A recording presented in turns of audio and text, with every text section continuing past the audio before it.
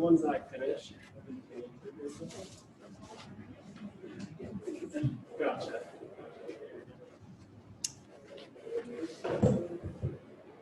Okay, these are done. I can do these.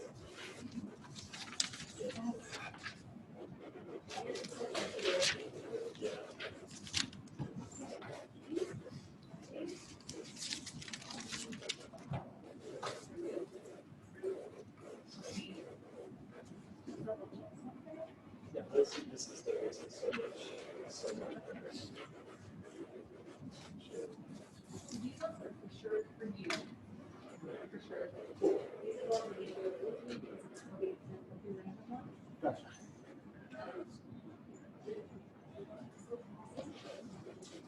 Okay. Good. Let's go, Josh. You did your undergrad in Virginia.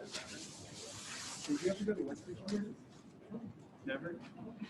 Well, so I'm interviewing there tomorrow. West Virginia University. They're in Morgantown, Charleston, and so yeah, I just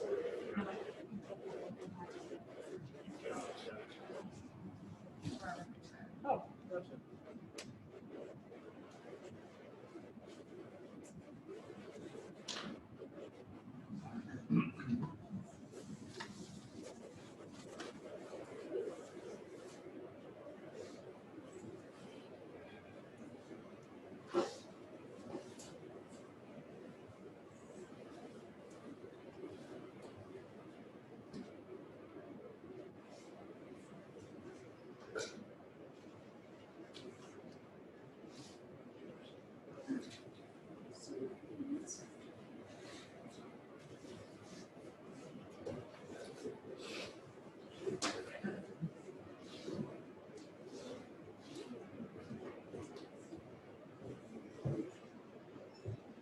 Good afternoon, everyone. Let's go ahead and start.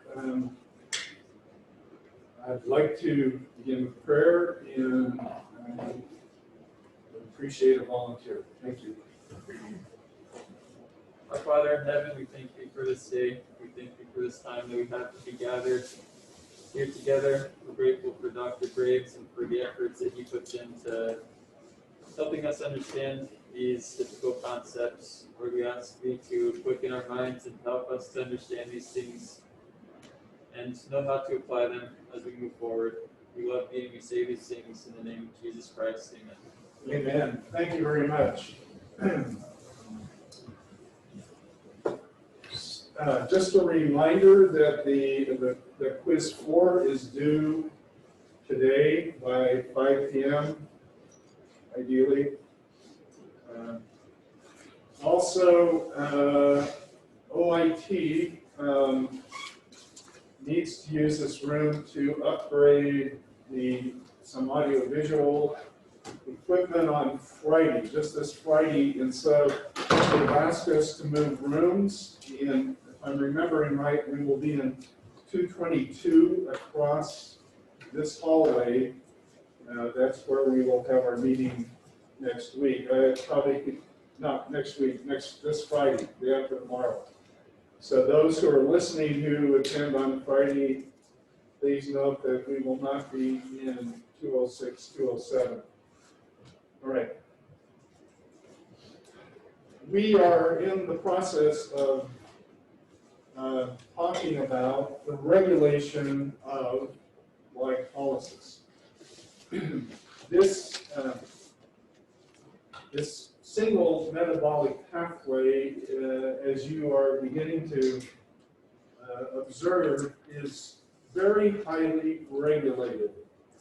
In particular, step number 3, the phosphofructokinase 1 step, has many allosteric regulators. These are molecules that exist in the cytosol that reflect energy needs or energy sufficiency within the cell that determine the rate of glycolysis to a large extent. So let me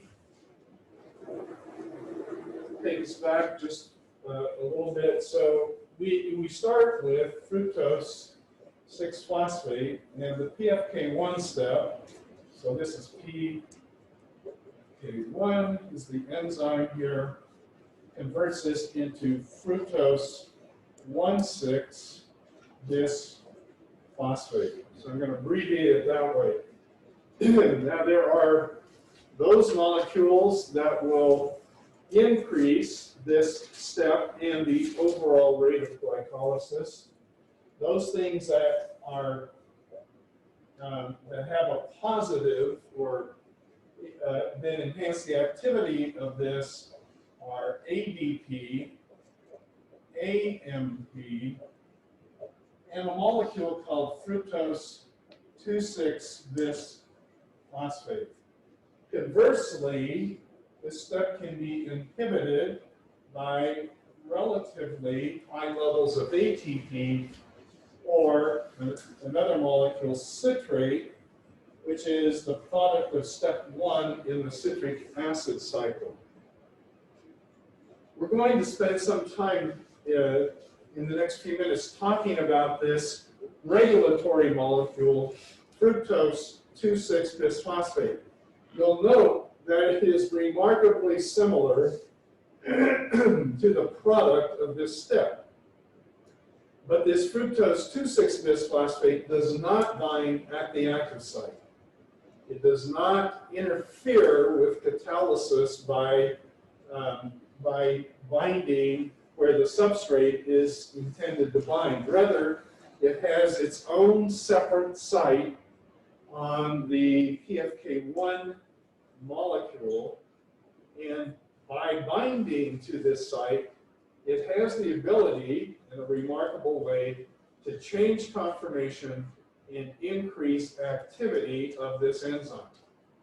So this is actually pretty amazing in and of itself, but to note that there are all of these other molecules that are allosteric regulators that also have separate, distinct, unique binding sites that bind only them, and in doing so, either increase or decrease the activity of this enzyme.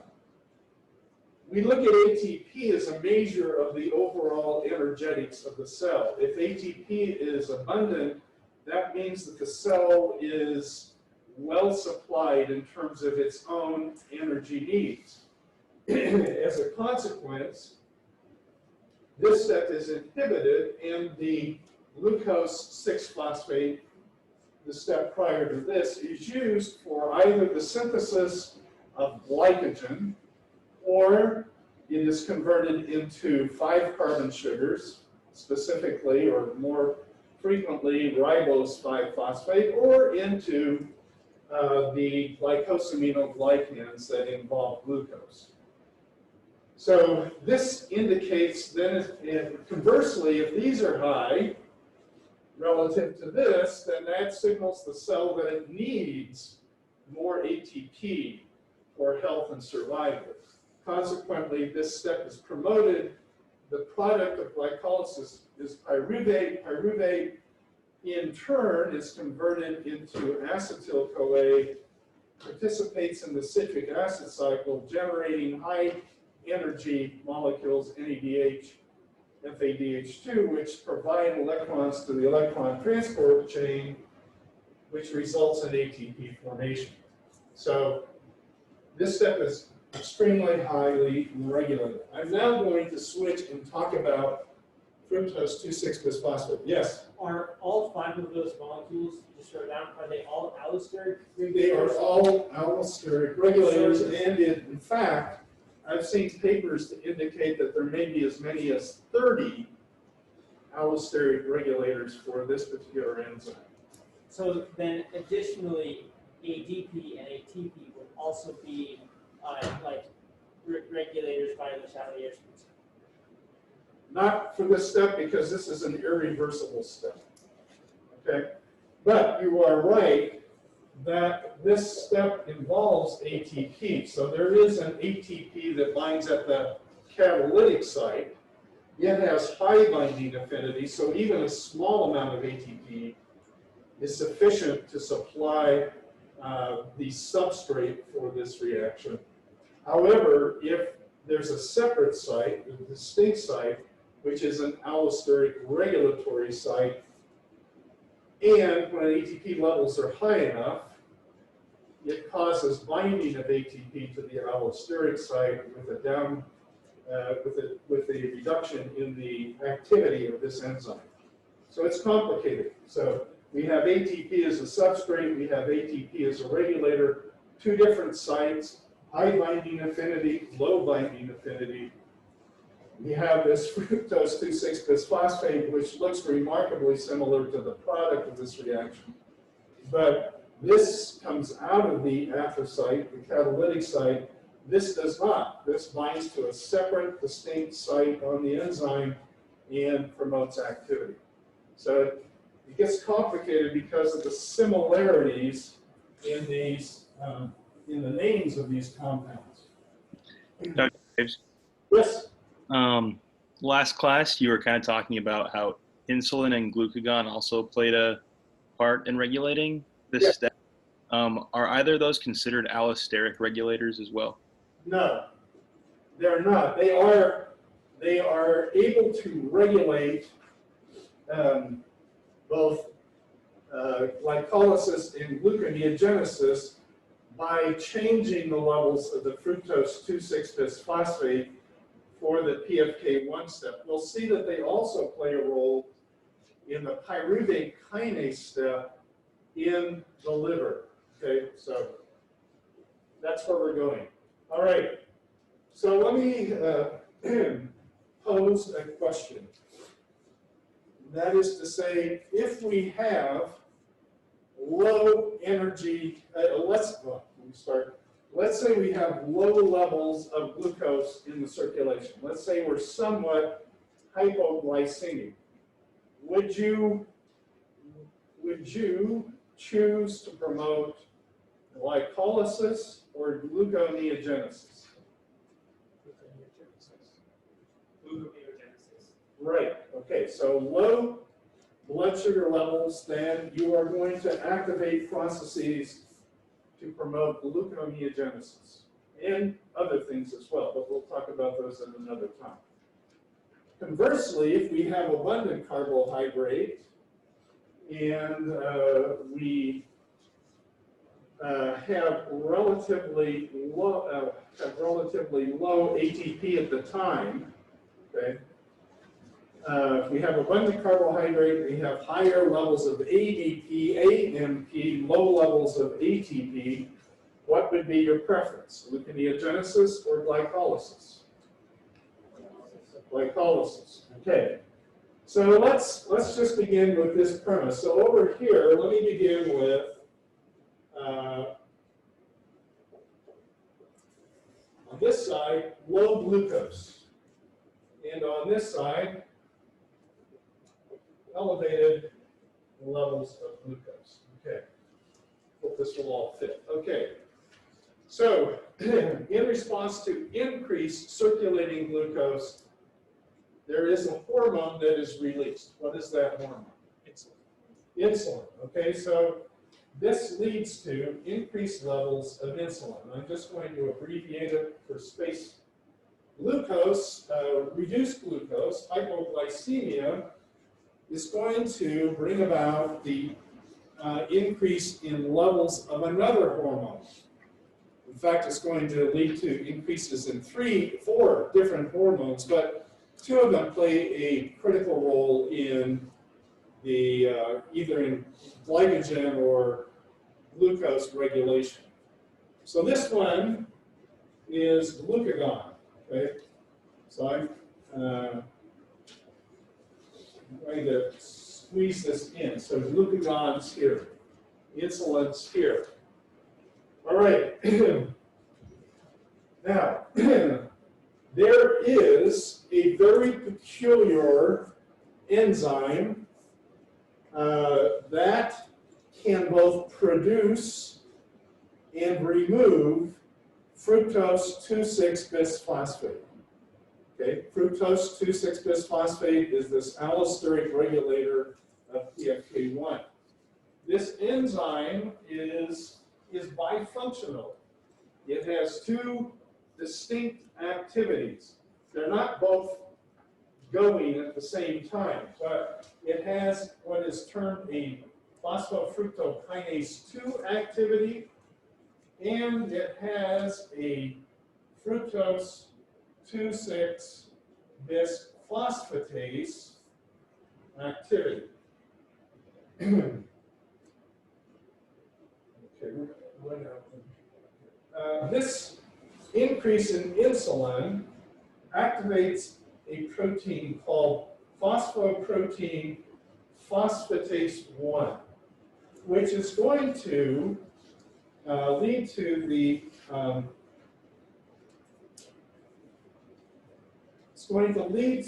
the dephosphorylation of this enzyme. So I'm going to show this as having a serine that is dephosphorylated.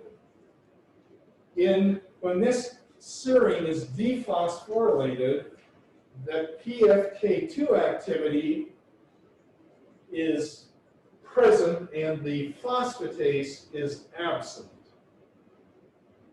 Okay? Conversely, if I go the other way, this glucagon will increase levels of a protein kinase A, which leads to the phosphorylation of this serine on the same protein.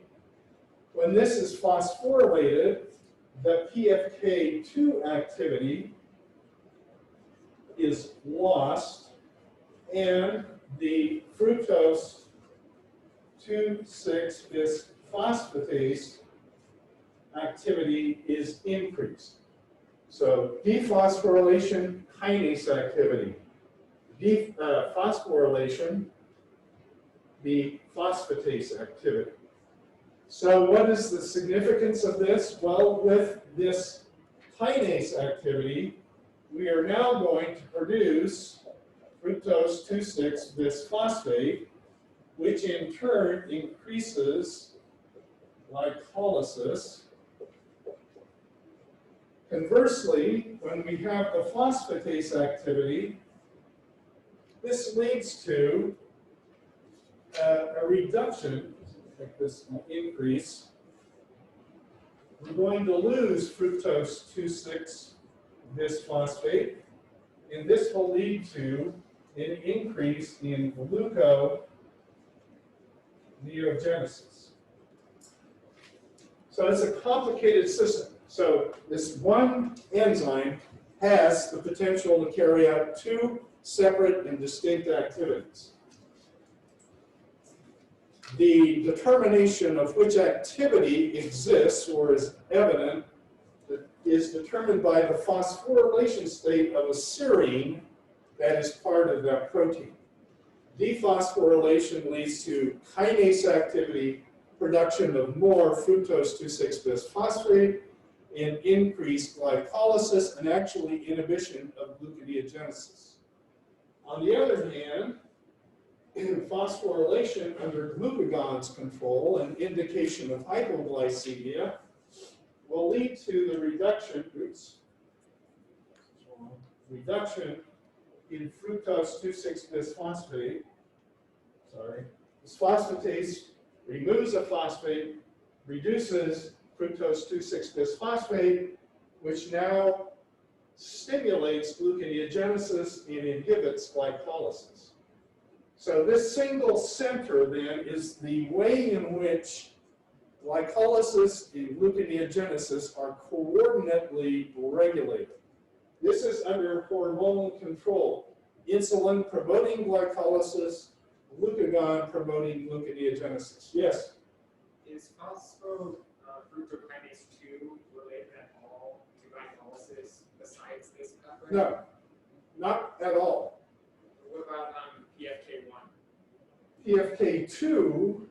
PFK1 is the target of the fructose 2,6 bisphosphate.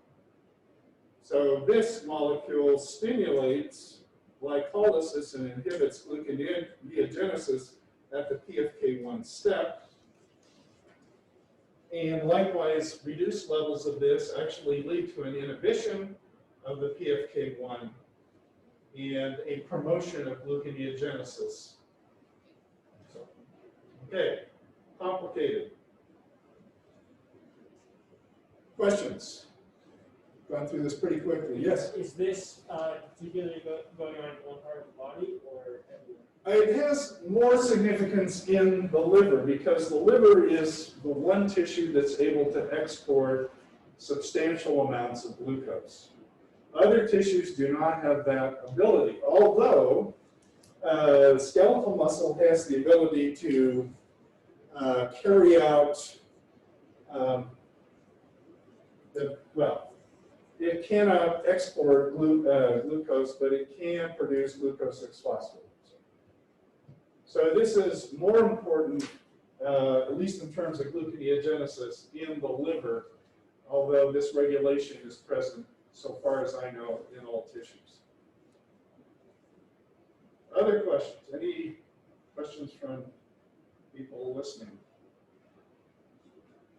All right, let's move on then to the last step in glycolysis. You'll recall that steps 1, 3, and 10 are irreversible steps and are regulated steps for glycolysis. This, by the way, is in your book. It's not drawn out exactly the same way, but the same idea. And there are a couple slides that comment on this as well.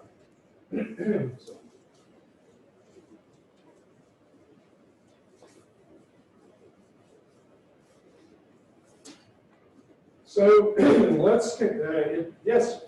I just had one question. So we talked about how fructose 2,6-bisphosphate was an allosteric promoter for the PFK1. Why is that? Because you think that more intuitively there'd be a negative feedback that since you have the 2,6-bisphosphate, you wouldn't want to make more of it. So why is that promoting more creation of it? It doesn't. So the production of fructose 2,6-bisphosphate is under hormonal control. So when you have high levels of insulin or higher levels of insulin, you do promote the production of fructose 2,6-bisphosphate. It is an indication that you have adequate, even abundant carbohydrate glucose to work with. On the other hand, if you have increased levels of glucagon, that's an indication that you are hypoglycemic, that you don't really want to carry out glycolysis so much as produce more glucose for critical tissues. Okay, we're going to talk about pyruvate kinase, and I'm just going to abbreviate it as such. It converts phosphoenolpyruvate, well, actually, let me put it all down here, ADP, K2, pyruvate, and ATP. In tissues other than the liver, so extrahepatic tissues. This step is regulated by a number of allosteric regulators. For the most part, it is inhibited. So there's a list of those that are going to have the ability to inhibit this step. Among those are ATP, alanine, we'll talk about these in a minute, acetyl-CoA,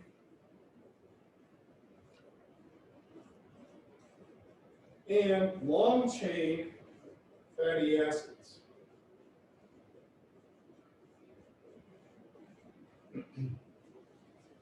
Conversely, its activity is increased if there's a buildup of fructose 1,6-bisphosphate.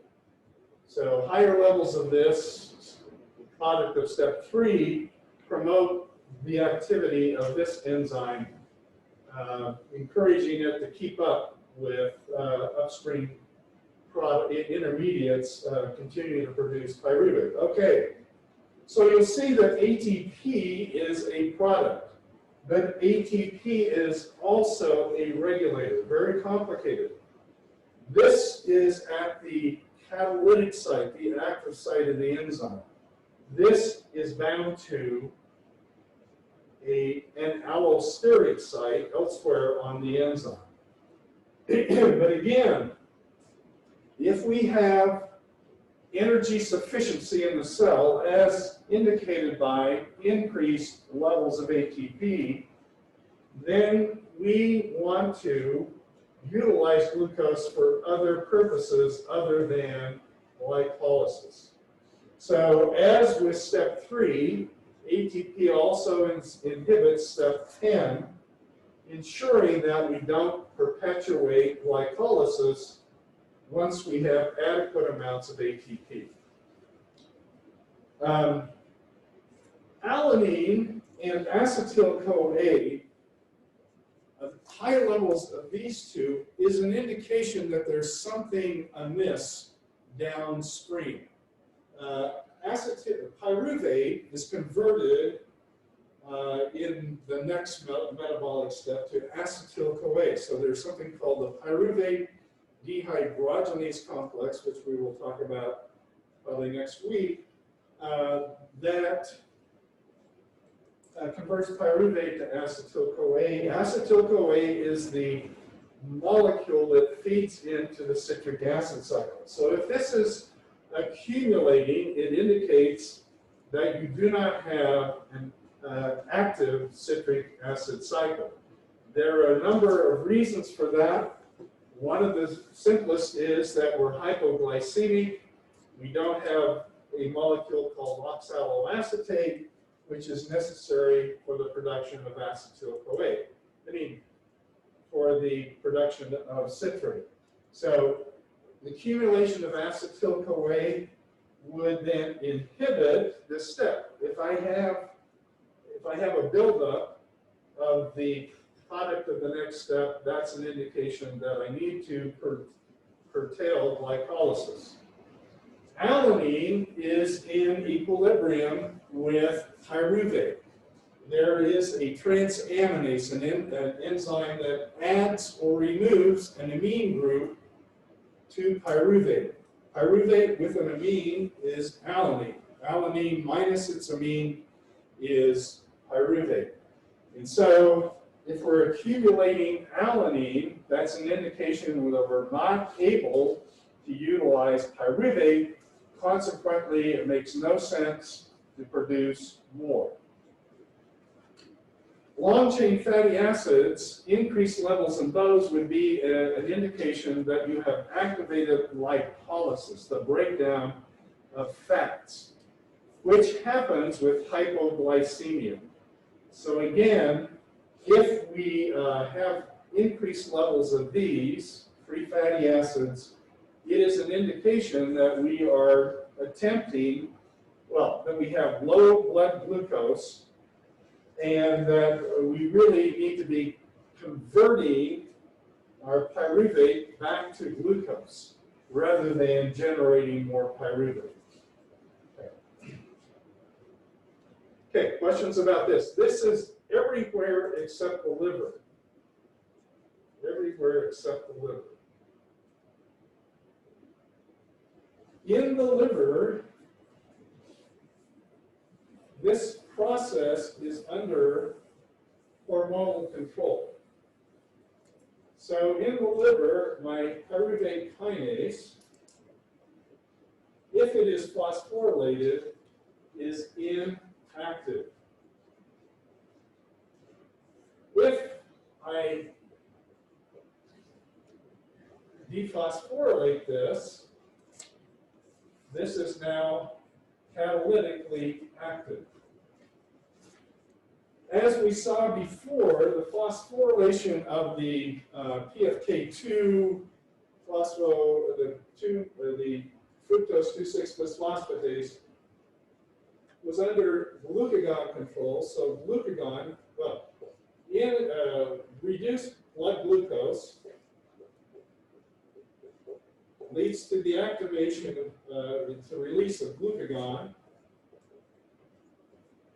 which activates protein kinase A, which phosphorylates and inactivates pyruvate kinase in the liver. On the other hand, if I have this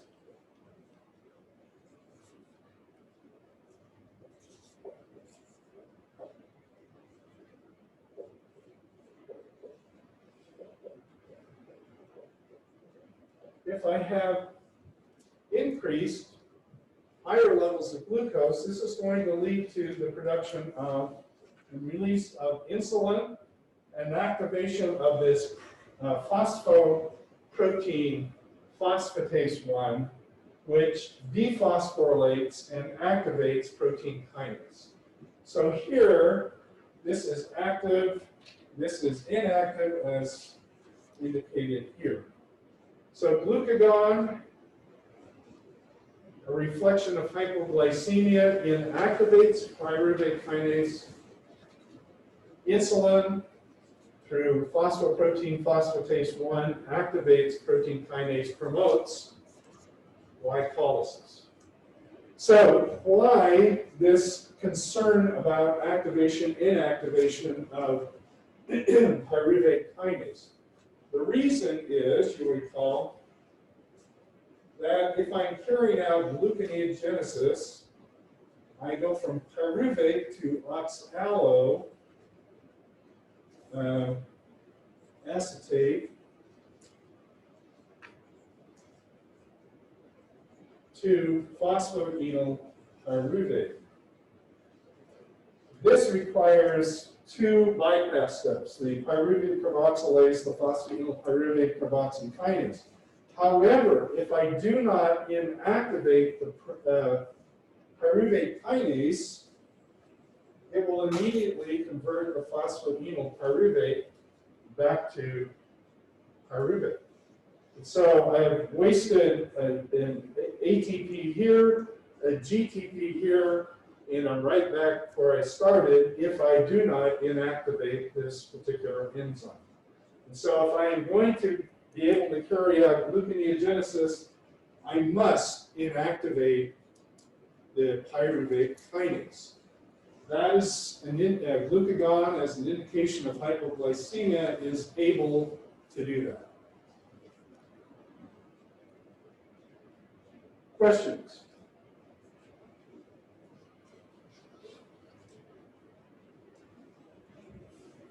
All right, I am going to.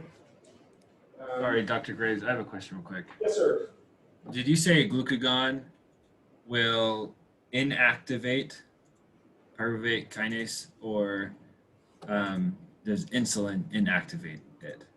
So glucagon over here, as an indication of hypoglycemia, will activate this protein kinase A, phosphorylate, and inactivate pyruvate kinase. This prevents, so glucagon is going to promote gluconeogenesis, but if I can't inhibit this enzyme, the phosphoenol pyruvate that I am producing as part of gluconeogenesis will be immediately converted back to pyruvate. It will be a futile process.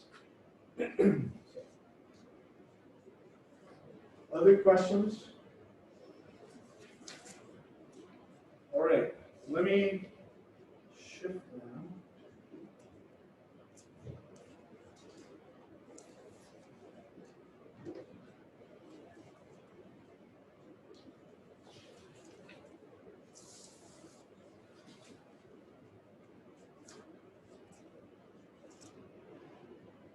Okay, I wanted to briefly point out that insulin is necessary for the efficient disposal of glucose in the body. But it is not the only way in which the body can come to use glucose. And so in this slide, it talks about AMP and the activation of the AMP-sensitive kinase, AMP kinase. And if you go through this slide, I'm not going to spend a lot of time, but it turns out that exercise actually can lead to the installation of the GLUT4 transporter in skeletal muscle independent of insulin. So if you think about that, that actually is very important. If you think about type 2 diabetes, it is characterized by inadequate amounts of the GLUT4 transporter present in cells. Despite high levels of insulin, at least at the beginning of type 2 diabetes, you have inadequate amounts of the GLUT4 transporter to allow the glucose to efficiently enter cells and be utilized.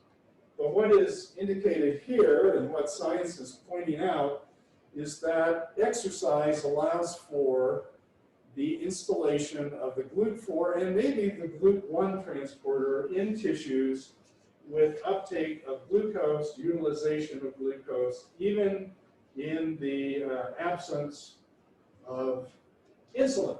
So what is the significance of this? This means that my brother who has type 2 diabetes can go walking at the mall 3 times a week and actually is able to improve his diabetes control just by getting exercise. Okay? So this doesn't necessarily have to be strenuous exercise.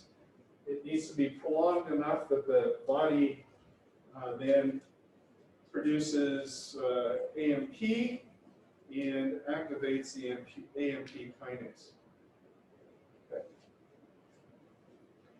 Okay, this is, I put this up because it is talked about, it is, so we had mentioned when we talked about the oxidative pentose phosphate pathway that we produced initially ribulose, which was in equilibrium with xylulose 5-phosphate, and also in equilibrium with ribose 5-phosphate. You'll recall that the oxidative pentose phosphate pathway produced NADPH, 2 copies in fact, per 1 copy of glucose processed to ribulose, ribose, or xylulose. Well, it turns out that if you have buildup of xylulose 5-phosphate, this actually stimulates another enzyme called phosphoprotein phosphatase 2A. So just to keep it confusing, all of these sound very similar one to another, but this one, this PP2A is now under xylulose 5-phosphate control. The PP1 is under insulin control. The significance of this is that this dephosphorylates this bifunctional enzyme, the PK, the phosphofructokinase 2, fructose 2,6-bisphosphatase is activated, producing more fructose 2,6-bisphosphate. And the consequence of this is that even in the presence of relatively increased ATP, if you produce enough fructose 2,6-bisphosphate, it will overcome ATP's inhibition, and you will continue to produce pyruvate, which is converted into acetyl-CoA. The combination of acetyl-CoA and NADPH leads to the synthesis of fatty acids. That pyruvate, the product of glycolysis, is actually then turned into fatty acids. Put another way, if we eat enough glucose or enough carbohydrate, if we eat both a full pizza and a whole 2 liters of root beer, not diet root beer, but the real thing, that our body will supply, meet its ATP needs, it will produce glycogen, but in the end it will also produce fat. So glucose, carbohydrates, other carbohydrates can be converted into fat under these circumstances. The reverse process is not available. You cannot convert fats back to carbohydrates. So, okay. Okay, we are going to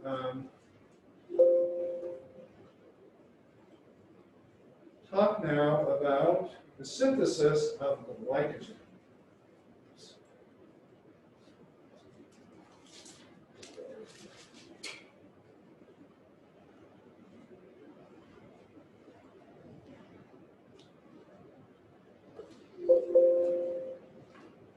Okay.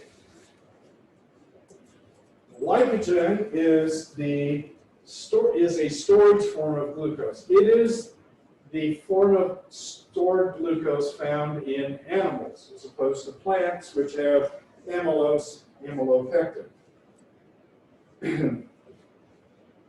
This molecule is branched. About every 8 to 12 sugars, we introduce a branch on the 6-hydroxyl group of a glucose. And so in the end, the glycogen has the look of a sphere with hundreds, if not thousands, of branches, all of them projected out from a central glucose molecule. Put another way, there are hundreds or thousands of non-reducing ends. We only have the one central molecule that could be considered a reducing sugar. When glycogen is broken down, it is all of these N-glucose molecules that are released. So the significance of this is that you're able to mobilize really substantial quantities of glucose in a very short period of time, because you can have multiple copies of the glycogen phosphorylase, which is releasing glucose molecules from glycogen. You can have multiple copies acting on the same glycogen particle. So this allows having all of these non-reducing ends, all these branches, means that in a very short period of time, you can provide glucose to the organism to keep blood sugar levels healthy and to prevent metabolic problems. It turns out that glycogen synthesis and glycogen breakdown are coordinately regulated. If we are forming glycogen, we will inhibit its breakdown. If we are mobilizing glucose, breaking down glycogen, we will inhibit its synthesis. Unlike glycolysis, which is mostly under allosteric control, glycogen synthesis and breakdown is almost exclusively under hormonal control. And we're going to see the same hormones, glucagon and insulin, providing most of the regulation. If we want to break down glycogen, releasing glucose, would you expect that to happen with high levels of insulin or high levels of glucagon?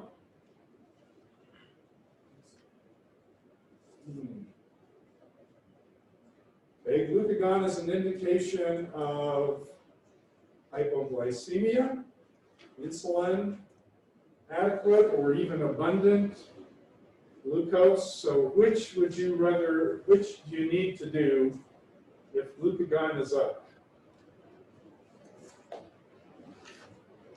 If you're hypoglycemic, what do you want to do with your glycogen? Break it down, okay. If on the other hand you have abundant carbohydrate, high levels of insulin, does it make sense to break down glycogen, or does it make sense to form glycogen? Form glycogen. So keep those sort of general principles in mind as we go forward. The substrate used for glycogen synthesis is always UDP glucose. We'll talk very briefly about its production, but it is always UDP glucose. We saw UDP glucose when we talked about the feeder pathway for galactose. This is accomplished as follows. You start with a copy of UTP, and you start with glucose as glucose 1-phosphate. Glucose 6-phosphate can be converted into glucose 1-phosphate by an enzyme called phosphoglucomutase. And we will see it again when we talk about glycogen breakdown. But you'll notice that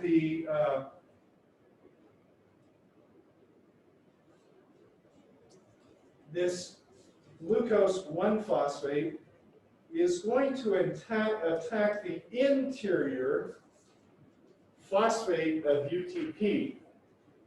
It's going to couple that phosphate that's attached to the 1-hydroxyl of glucose to the interior, to the alpha phosphate of UTP. That forms UDP and leads to the release of pyrophosphate, this molecule over here on the left, right here. This molecule will break down and form 2 copies of phosphate. This is a highly energy-releasing process. First of all, there's the relief of charge repulsion, but now we are also getting delocalization of electron density around each of these isolated phosphate ions. So this is an energetically favorable process. It turns out that the UDP phosphate, the UDP, is a great leaving group. And as a consequence, it's going to allow us to couple glucose to a rather unreactive molecule, tyrosine, the hydroxyl group of tyrosine. This tyrosine is part of an enzyme called glycogenin. Glycogenin is this protein that serves as an anchor for our glycogen molecule. As mentioned, it has a tyrosine present, and the UDP glucose is going to be brought in. The glycogenin acts as an enzyme. It's able to take the UDP glucose and transfer the glucose to the tyrosine. Tyrosine is not very reactive, but this UDP coming off is a very favorable event and allows for the production of this glucose coupled tyrosine. The glycogenin then is going to add an additional 6 to 7 glucose molecules to that original glucose attached to tyrosine. So it continues to act as an enzyme, feeding more glucose molecules. Again, they're all starting off as UDP glucose, but they're all being coupled to the glucose on the tyrosine of glycogenin, and we get out to about 8 sugars coming off of that tyrosine, and now we're far enough out that another enzyme called glycogen synthase takes over and continues to add dozens, hundreds of glucose molecules to this main chain of glucose. In addition, there is a branching enzyme that will bring about, it will introduce these branch points in our glycogen, producing now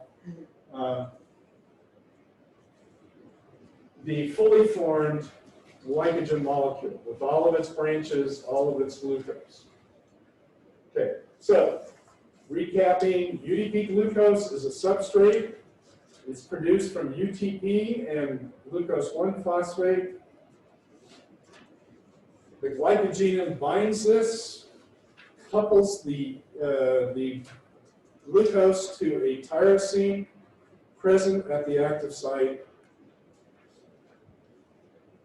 It then, to glycogen, adds an additional 6 to 7 copies of glucose, each of them beginning as UDP glucose to this initial glucose on the tyrosine of the glycogen. It acts as this template, an anchor point for the overall glycogen molecule. At that point, the polymer is long enough that it can be accessed by glycogen synthase, which continues the synthesis, and we have the branching enzyme, which introduces the branches present in glycogen. Okay, let's stop there. We'll talk about breakdown next time. Let's have your questions. I'll continue my story next time. It's not really time to finish it today. Questions? So let me just say, you should know, you won't have to draw out this process. You'll notice that there's no electron, well, there won't be any electron pushing that you will need to know for the glycogen synthesis or breakdown. Nevertheless, you should know the steps, the individual molecules that are utilized, how they're produced, the names of the enzymes that carry out glycogen synthesis, and as we'll see next time, glycogen breakdown. All right, I will just stop here unless there are questions. All right, thank you.